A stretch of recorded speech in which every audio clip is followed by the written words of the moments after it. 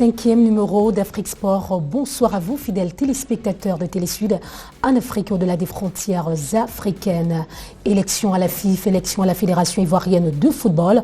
Pour quelles raisons l'enquête d'intégrité apparaît-elle comme un impératif obligatoire? On en parle tout à l'heure avec nos consultants.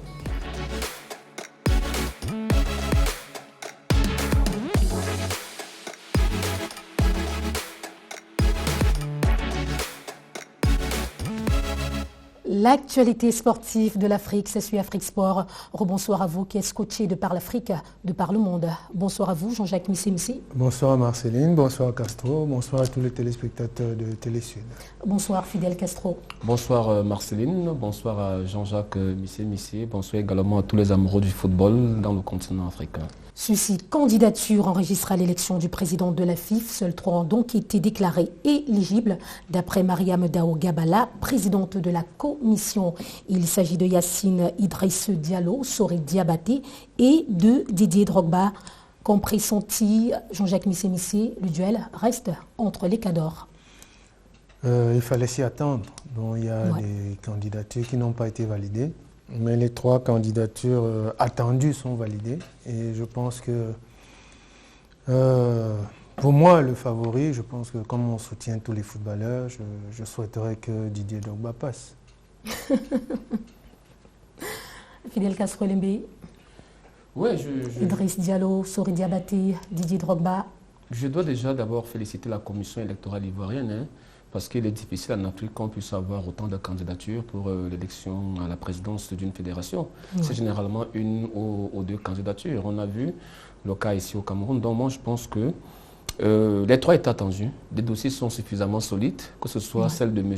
Idriss Diallo, que ce soit celle de Sori Diabaté ou encore de l'ex-international ivoirien Didier Yves Drogba. Moi, je reste focus en disant que pour moi, le meilleur, c'est celui qui a le meilleur projet pour le football ivoirien. Ce n'est pas forcément parce qu'on a été Didier Drogba qu'on est le meilleur profil nécessaire pour le football ivoirien, même si on peut avoir des atouts. Maintenant, qu'est-ce que chacun d'entre eux va apporter? Quelle est la vision de chacun d'entre eux pour le football ivoirien? Certes, on va me dire que M. Sori Diabaté a déjà été à la Fédération ivoirienne de football. Il fait d'ailleurs partie de l'équipe sortante. Maintenant, est-ce que il a encore quelque chose qui peut apporter au football ivoirien? Moi, je dis, il n'appartient pas à nous, sur le plateau de Télésud, d'élire le président, mais plutôt aux délégués. Et quand on sait qu'en Afrique, les délégués africains sont au-delà de l'aspect sportif, mais c'est des gens qui, parfois, le politique, le traditionnel et même le religieux. Donc, j'espère simplement que, enfin, cette élection aura lieu et qu'elle va permettre au football ivoirien de sortir de la normalisation et d'entrer véritablement dans un projet qui va peut-être aboutir à l'organisation de la CAN en 2023. Voilà peut-être qui est bien dit. Pour le part, Yaté, Jean-Baptiste Akano et Kwaku Konon ont vu leur dossier rejeté soit par application des articles 37 et 47 des statuts révisés, soit pour dossier incomplet ou non recevable. Occasion donc de rappeler que Drogba, Sori et Idriss sont déclarés éligibles sous réserve des résultats de l'enquête d'intégrité. La décision relative à la condition tenant à l'enquête d'intégrité prévue dans le cadre des élections du 23 avril 2022 lui est présentée par la présidente de la commission, Mariam Dao Gabala. Vu les statuts de la Fédération internationale de Football Association, FIFA, en particulier l'article 8, vu les statuts de la Fédération ivoirienne de football, FIF, du 21 novembre 2015, révisé les 26 février et 5 avril 2022, lesquels se résument comme suit. La FIFA se chargera de faire réaliser les enquêtes d'intégrité des candidats. 5e, les résultats des enquêtes ne seront probablement disponibles qu'après la date des élections.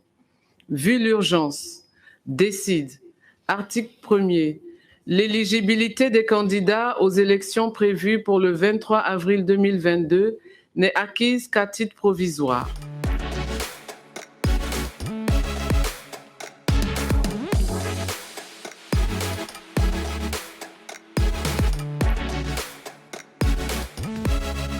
Jean-Jacques Missé-Missé, Mariam Dao Gabala est assez clair. Enquête d'intégrité assurée par la FIFA. Les résultats de ces enquêtes qui ne seront disponibles qu'après la tenue des élections. Comment comprendre? Je pense que si cette enquête d'intégrité qui vient, c'est-à-dire les résultats seront donnés après les élections, est-ce que ça ne va pas créer un autre problème? Parce que je pense que l'enquête d'intégrité, il faut le faire avant les élections. Avant les élections, on sait connaître les avoirs de chacun, qu'est-ce que chacun a, ce qu'il peut apporter. Mais ici, une enquête qui arrive après les élections, donc il peut y avoir n'importe quelle manigance après pour que les élections soient annulées, soient reprises. Donc je pense qu'ici, même s'il y a une enquête d'intégrité, c'est une bonne chose, mais les résultats devraient être donnés avant.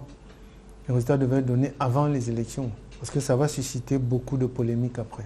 Tout à fait. Il y a la FIFA qui parle d'enquête d'intégrité. Je pense qu'eux-mêmes devaient d'abord commencer. Pourquoi ils le font d'abord commencer par l'Afrique? Je pense qu'à la FIFA même, ils devaient avoir une enquête d'intégrité par rapport à tous ceux qui sont là-bas. Parce qu'ils viennent implémenter leurs choses dans les fédérations africaines. Et moi, on doit commencer, la bonne charité commence par soi-même. Dans cette intégrité-là, il fallait que la FIFA commence beaucoup d'émotions sur ce plateau d'Afrique Sport. On dira entre parenthèses la colère africaine. Fidel Castro et Lembeye, les résultats de ces enquêtes après les élections, qu'on peut dire que rien n'est acquis. Non, mais M. Gianni Infantino est dans sa logique. Sa logique, c'est celle de privatiser le football africain pour son compte personnel. Parce que d'abord, je ne comprends pas ce que la FIFA vient chercher dans une élection d'une fédération en Afrique. Jamais on a vu, la FIFA ne peut pas aller s'ingérer dans la fédération brésilienne. Les articles sont assez clairs, Fidel Castro, on l'a suivi tout à l'heure. Non, les articles, vous devez savoir, il faudrait dire la vérité. Parce que si Mariam Gabala n'invente rien, voilà. Elle n'invente rien, mais sauf que je dis que c'est incongru. Pourquoi c'est incongru? Parce que même à la fédération, d'abord les statuts des fédérations civiles nationales doivent être conformes non seulement aux lois internes, mais également aux statuts et règlements de la FIFA. Lorsqu'on prend ce qui se passe au niveau de l'instance fétième du football mondial, la FIFA, avant, lorsque vous déposez votre candidature, comme celle que M. Gianni Infantino va le faire dans les prochains jours, elle passe d'abord par la commission d'éthique, où on vérifie la moralité de la personne bien avant d'être validée par la commission juridique.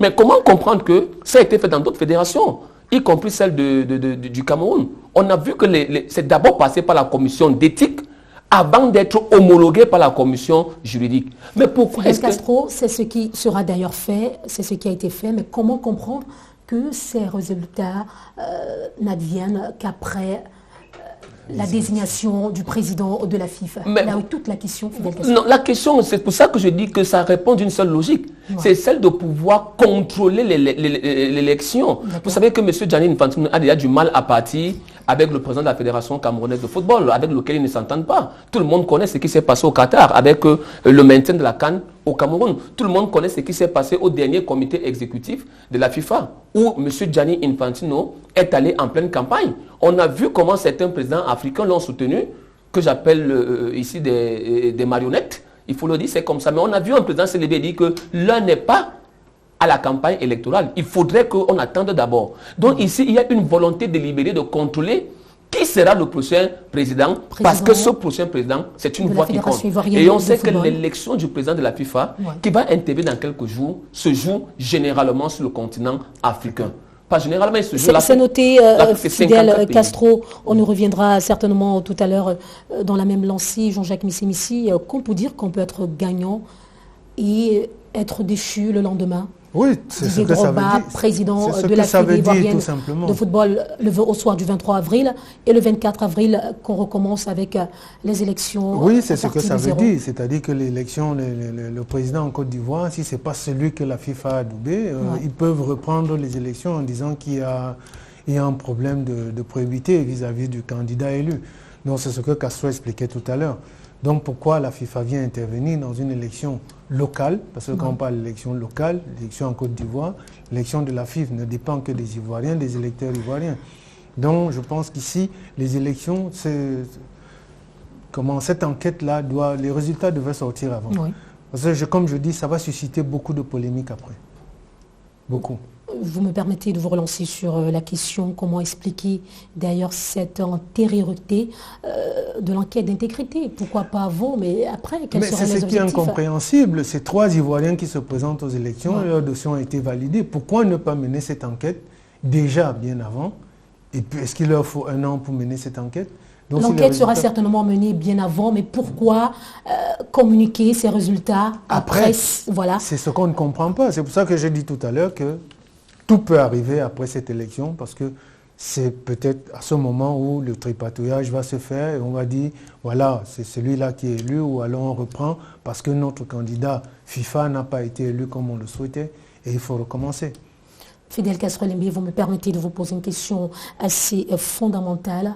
Pour quelles raisons l'enquête d'intégrité apparaît-elle comme un impératif obligatoire? Non, mais dans toute association, y compris même dans les postes administratifs, il faut toujours qu'on soit renseigné sur la moralité de la personne. On ne peut pas permettre, excusez-moi du terme, hein, on ne peut pas permettre à quelqu'un qui a fait l'objet de condamnation de venir de diriger le football. C'est quand même Les beaucoup de détournements terrain. de deniers publics en n'en plus finir sur tous Détournement les de plans, deniers- à et- tous les niveaux. et Mais aujourd'hui- comment comprendre si à la base, ces enquêtes sont réellement réalisées, Fidel Castro? Non, non, c'est pour ça que je dis l'enquête de moralité, Oui. ou vous voulez, c'est l'enquête d'intégrité, Tout à fait. est toujours nécessaire. Elle est même fondamentale pour la santé et le bien-être du sport et du football en particulier. La question fondamentale qui se pose aujourd'hui est celle de savoir quand est-ce que cette enquête doit intervenir au préalable, et ce qui a toujours été fait, c'est qu'elle intervient avant la validation Des dossiers. des dossiers. Tout à fait. Mais dès le moment où elle intervient après, non pas la validation du dossier, mais après l'élection, cela pose que on voudrait que si ce n'est pas le candidat qui arrange nos intérêts, Ouais. que cette candidature soit bloquée. Il y a là une volonté manifeste de diriger. Et même moi, je pourrais avoir qu'il y a une peur. Voilà. La peur, c'est que qu'on ne voie pas son candidat passer Voilà. à l'élection. Tout à Parce fait. que je vous dis, tout ce qui est en train de se passer dans toutes les fédérations, remarquez que la quasi-totalité des grandes fédérations en Afrique sont sous le comité de normalisation. C'est ça qu'il faut comprendre. On pourrait donc voir aussi ces résultats d'enquête d'intégrité être truqués, par exemple. Moi, ça me dérange d'abord parce que dans tout ce qui s'est fait jusqu'aujourd'hui, les enquêtes de moralité et d'intégrité ont toujours été faites par les associations elles-mêmes qui comportent en leur sein une commission d'éthique. Comment on veut me faire comprendre que aujourd'hui C'est la FIFA qui va se charger de réaliser. Que la commission d'éthique de la FIFA s'occupe d'abord de les membres du comité exécutif de la FIFA qui ne sont pas tous sains ni tout blancs avant de venir contrôler.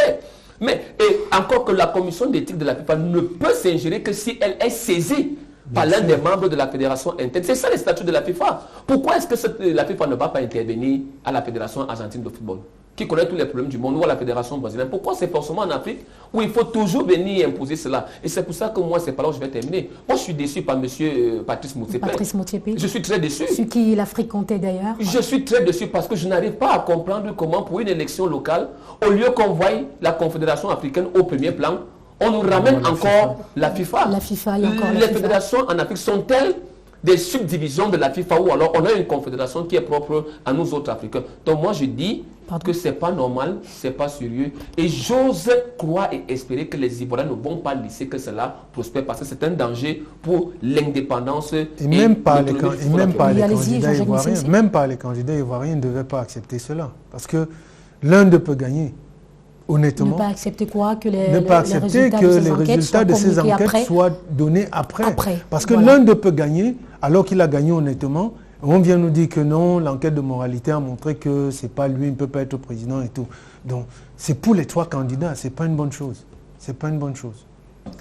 C'était donc tout pour cette thématique. Parlons à présent du tirage au sort de la prochaine Coupe d'Afrique des Nations 2023 en Côte d'Ivoire, dont le tirage au sort a eu lieu hier à Johannesburg. Mais juste après.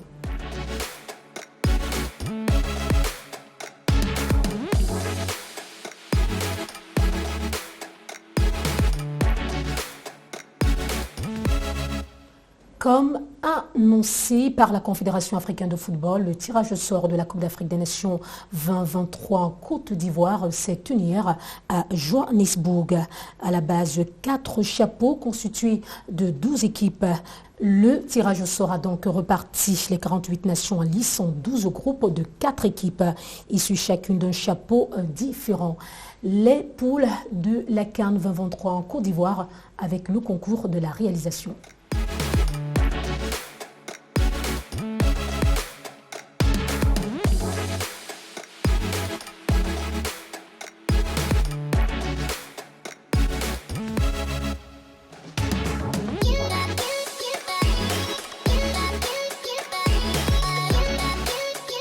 Les poules équilibrées, on va le dire ainsi, Jean-Jacques Missi.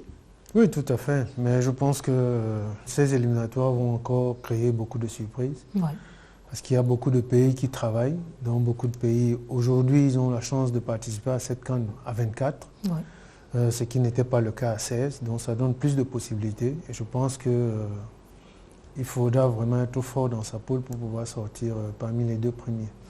Et parlant des participants, Fidel Castro Elimbe, on l'a suivi tout récemment lors du précédent numéro d'Afrique Sport où le ministre ivoirien des Sports faisait savoir à Patrice Motsepe que la Côte d'Ivoire arrivera en finale. Oui, c'est une volonté. Hein. Chaque pays qui va organiser la CAN voudrait la remporter. Il va de soi. Maintenant, moi, je pense que cette situation... Le fait qu'on ait permis qu'il y ait 2 pays qui se qualifient par poule, je crois que ça laisse beaucoup plus de possibilités pour les ténors d'être présents. Ouais. Ça, c'est la première des choses. Et maintenant, le deuxième, c'est pour les nations, je mets ça entre guillemets, hein, les nations dites petites, même si aujourd'hui en Afrique, on a constaté qu'il y a un nivellement de valeur. Si les Comores sont capables d'aller titiller le Nigeria, si l'Éthiopie est capable de venir titiller le Cameroun à domicile, pourquoi ne pas dire que c'est une possibilité? Je crois qu'une CAN à 24, même si au départ, on n'était pas d'accord avec ce choix fait par Ahmad Ahmad, mais aujourd'hui, on commence à comprendre que ça a donné plus de possibilités à certaines petites nations de pouvoir aussi disputer cette Coupe d'Afrique des Nations. Ahmad de visionnaire, pourrait-on le dire? Oui, moi je pense que peut-être le timing n'était pas le bon. Ouais. Parce qu'il est arrivé, il a fait ça en cours. Mais je pense que Ahmad avait une vision. La vision qu'il avait, c'était d'abord de doter l'Afrique d'infrastructures à la dimension de la Coupe du Monde, à la dimension de son potentiel, mais également de permettre qu'il y ait des équipes africaines, parce qu'à 16, c'était quand même compliqué. Aujourd'hui, on est en train de le voir avec 5 pays qualifiés pour la Coupe du Monde. Si le continent, si en Amérique du Sud, on n'a que 10 pays, et sur 10 pays, on a 5. Comment comprendre qu'en Afrique, on a 54 pays et qu'on a 5? Et dans les 5, on vous dit, non seulement il y a des poules, mais après on vous dit, il y a encore des barrages. Ce n'est pas possible. Voilà, félicitations donc à Madame Ahmad. Et on peut être fier aujourd'hui de cette Afrique qui a des infrastructures sportives homologuées. Une contrainte particulière a donc été prise en compte cette année en raison de la suspension par la FIFA du Zimbabwe et du Kenya. Si la suspension n'est pas levée 2 semaines avant la première journée des éliminatoires, les 2 associations seront considérées comme perdantes et éliminées de la compétition. Jean-Jacques. Bon, en fait, je ne comprends pas pourquoi la FIFA suspend ces 2 fédérations. Parce qu'en Afrique, pour le moment, ce sont les États qui financent. Et celui qui finance a le droit de donner son point de vue. Gouvernementale. Quand on parle d'ingérence gouvernementale, les textes de la FIFA sont assez clairs, Jean-Jacques. Non, oui, les textes de la FIFA sont assez clairs. Mais les textes de la FIFA sont assez clairs. Mais alors qu'ils financent le football zimbabwéen, qu'ils financent le football kenyan, et que le gouvernement ne finance plus. Parce que c'est de ça qu'il s'agit. C'est de ça qu'il s'agit. Ouais. Et ce qu'il se passe dans tout, c'est comme l'Union européenne. Quand l'Union européenne dit, voilà, pour qu'on vous aide ou qu'on vous donne ceci, voilà ce qu'on veut que vous fassiez, c'est la même chose. Donc l'État zimbabwéen qui finance le football zimbabwéen a le droit de donner son point de vue, a le droit de dire ce qui ne va pas, quand les choses ne vont pas. Moi, je ne vois pas pourquoi on les suspend. Ici en Afrique, ce sont les États qui financent pour le moment, parce que les fédérations ne sont pas autonomes, donc ils dépendent toujours des États, dont l'État a son mot à dire. Non. Fidel Castro, si cette suspension venait à ne pas être levée, cette situation profiterait aux autres nations participantes? Oui, certainement, elle va profiter à 2 ou 3 nations qui pourraient profiter de cette situation. Ouais. J'aurais beaucoup plus de regrets pour le cas du Zimbabwe qui était présent lors de la dernière Coupe d'Afrique des Nations et qui n'a pas été, qui n'a pas démérité parce qu'on a vu une équipe zimbabwéenne solide et qui a donné beaucoup d'espoir avec Kadewere qui est quelqu'un qui fait beaucoup de merveilles. Moi je pense que, et je suis d'accord avec Jean-Jacques, hein, on a vu lorsqu'on vous dit que la police est pour une ingérence. Mais on a bien vu comment la FIFA n'a pas hésité d'aller suspendre la Russie. Voilà. Et il ne me souvient pas que la Russie a combien d'actes d'anti-jeu. Il ne me semble pas que M. Poutine s'est ingéré dans la Fédération russe. Là, on a bien compris que la politique, c'est l'arme que la FIFA utilise quand ça l'arrange. Quand ça ne l'arrange pas, on vous dit on ne veut pas la politique. Mais pourtant, on a bien vu que ça a été sur le plan politique. Même la politique, ils sont venus derrière la FIFA à disqualifier la Russie qui avait un match programmé. Il a suffi que les Polonais, les Suédois disent que nous, on ne veut pas jouer et la FIFA s'est levée comme un bateau. Ils ont dit on suspend. Non, à un moment donné, il faut qu'on arrête cette hypocrisie mondiale-là. Parlons toujours de la Coupe d'Afrique des Nations. Les pays qualifiés pour la CAN féminine 2023 au Maroc seront fixés sur leurs différents adversaires le 25 avril prochain. Les dames qui étaient très impatientes de reprendre, Jean-Jacques Oui, Mississi. je pense que c'est la progression de l'équipe du Cameroun. Et puis c'est une très bonne chose dans la continuité. Il y a un travail de fond qui est fait. Et là aujourd'hui avec le championnat guinéen qui a repris, je pense que la préparation de l'équipe du Cameroun doit se faire comme il faut et je pense que cette Coupe d'Afrique va se dérouler comme dans les normes au Maroc. On attend une belle Coupe d'Afrique au Maroc.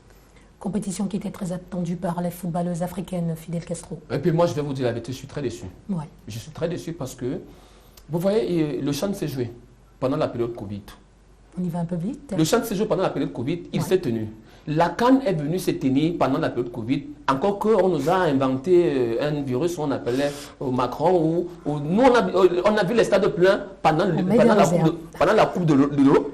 Mais bizarrement, toujours la même FIFA et la même CAF sont venus imposer non seulement la vaccination, mais en plus de ça, les tests PCR. C'est la première fois que ça s'est vu. Moi, je dis, je suis déçu pour le Maroc parce que cette compétition devrait se tenir depuis au Maroc. Mais à chaque fois, on repousse. Vous savez que le Maroc a un précédent en Afrique. C'est qu'ils ont refusé d'accueillir la CAN masculine avec l'histoire d'Ebola.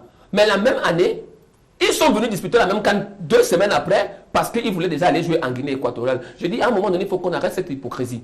Ça fait longtemps que cette CAN est renvoyée parce qu'elle doit se disputer sur le territoire marocain. Et on sait que les Marocains sont très frileux de cette histoire. Moi, je pense que si il y a encore report, mais le Nigeria peut l'accueillir, la Tunisie peut l'accueillir, l'Égypte peut l'accueillir. Autre tirage au sort annoncé, celui du CHAN 2023, le 28 avril 2022. On dira tout simplement un calendrier assez chargé pour la Confédération africaine de football.